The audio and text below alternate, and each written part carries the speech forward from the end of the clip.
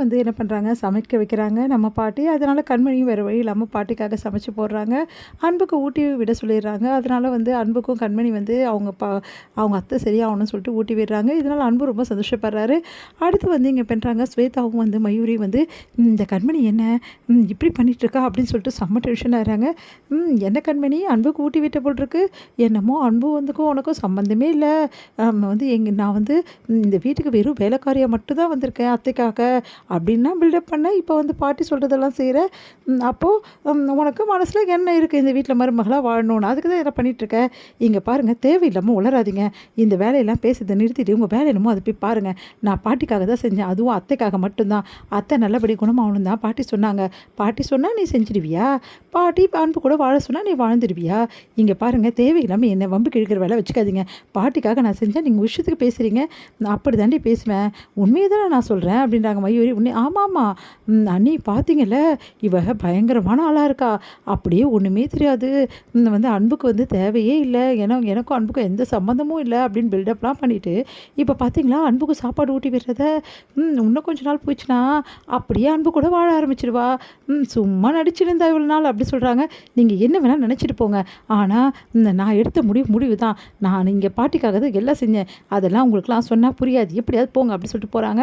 அதெல்லாம் கேட்டுட்டு என்ன சூப்பராக ஏற்றி விட்டோம்ல, இதுக்கப்புறம் கண்மணி நினச்சா கூட அன்பு கூட சேர மாட்டா அப்படின்னு சொல்லி சந்தோஷப்பட்டு இருக்காங்க. இது எல்லாத்தையுமே வந்து பாட்டி கேட்டுடுறாங்க. செம்ம கடுப்பாவது பாட்டிக்கு. உடனே வராங்க, ஏய் மயூரி, ஸ்வேதா, உங்கள் 2 பேருக்கும் வேறு வேலையே கிடையாதா?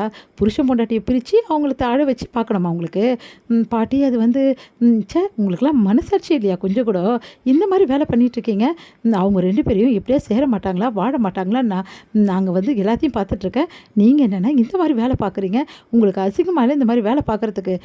இல்லை பாட்டி, அது வந்து நான் இங்கே பண்ணுறதெல்லாம் நான் பார்த்துன்னு தான் இருக்கேன், அன்பு வாழ்க்கையில் நல்லது நடக்கணும், நீங்கள் என்னவே என்னலை அந்த வெண்ணிலா கூட தான் பழகுறீங்க, அந்த வெண்ணிலா தான் அன்பு வாழ்க்கையில் வரணும்னு நினைக்கிறீங்க, இதில் என்ன பாட்டி தப்பு இருக்குது? வெண்ணிலா தான் படித்தவ, அவள் தான் அன்புக்கு பொருத்தமாக இருப்பா, இதில் என்ன இருக்குது அப்படின்னோடனே, இங்கே பார், படிப்போ எதுவும் முக்கியம் இல்லை, அன்புக்கு யாரை பிடிச்சிருக்கா அதுதான் முக்கியம். வெண்ணிலாவை தான் அவன் லவ் பண்ணால் ஒரு காலத்தில் வெண்ணிலாவை விரும்பியிருக்கலாம், அதுக்காக இப்போ வந்து வெண்ணிலாவை வந்து பொண்டாட்டி ஆகிட மாட்டா, அவளுக்கு இதுக்கெல்லாம் அருகதே கிடையாது. அன்புக்கு என்றைக்குமே கண்மணி தான், கண்மணி தவிர அவன் மனசில் யாருமே இல்லைன்னு அவனை பல முறை எல்லாக்கிட்டே சொல்லிட்டான். இதுக்கு மேலேயும் ஏன் இப்படிலாம் பண்ணிகிட்ருக்கீங்க?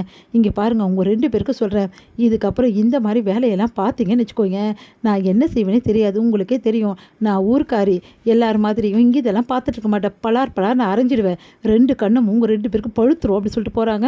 அதெல்லாம் கேட்டு என்ன நீ உங்களை அடிப்பாங்க, நீங்கள் பேத்தி என்னையுமா அப்படின்னோடனே, பாட்டி யாரை வேணாலும் அடிக்கும், பயங்கரமான ஆள், நம்ம கொஞ்சம் ஜாக்கிரதையாக தான் இருக்கணும், இதுக்கப்புறம் பாட்டி எதிர ரொம்ப கவனமாக இருக்கணும் அப்படி சொல்லிட்டு 2 பேரும் போகிறாங்க. கண்மணி வந்து ரொம்ப டென்ஷனாக இருக்காங்க. இவளுங்க பண்ணி வச்ச வேலையே இந்த பொண்ணு வந்து என்ன மூட்டில் இருக்கான்னு தெரியலையே மனசில் அப்படின்னு சொல்லிட்டு யோசிச்சுட்டே வராங்க பாட்டி.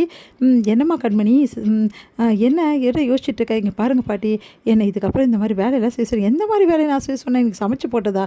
அது இல்லை பாட்டி, அவருக்கு ஊட்ட சொன்னேன். என்னம்மா இது, உன் புருஷனுக்கு நீ ஊட்ட சொல்கிறதுல என்னம்மா தப்பு இருக்குது? இங்கே பாருமா, எப்போவுமே புருஷன் கூட குழந்த மாதிரிதாம்மா, நீ வந்து எப்படி உன் அத்தையை கவனிச்சுக்கிறியோ அதே மாதிரி உன் புருஷன் நீ கவனிச்சுக்கணும்ல அப்படின்னோடனே, இங்கே பாருங்கள் பாட்டி, நான் சொல்கிறது உங்களுக்கு புரிய முடியும், எனக்கும் அவருக்கும் கொஞ்சம் பிரச்சனை இருக்குது. யார் வீட்டில் தான் பிரச்சனை இல்லை, எந்த வந்து குடும்பத்தில் பிரச்சனை இல்லைன்னு நினைக்கிற? புருஷன் பொண்டாட்டினா பிரச்சனை வரதாம்மா செய்யும், வந்தால் தாம்மா அவங்க புருஷன் பொண்டாட்டி. கண்மணி வந்து பாட்டிக்கு எப்படி புரிய வைக்கிறதுன்னு சொல்லிட்டு அங்கே வந்து போகிறாங்க. சிரிக்கிறாங்க பாட்டி.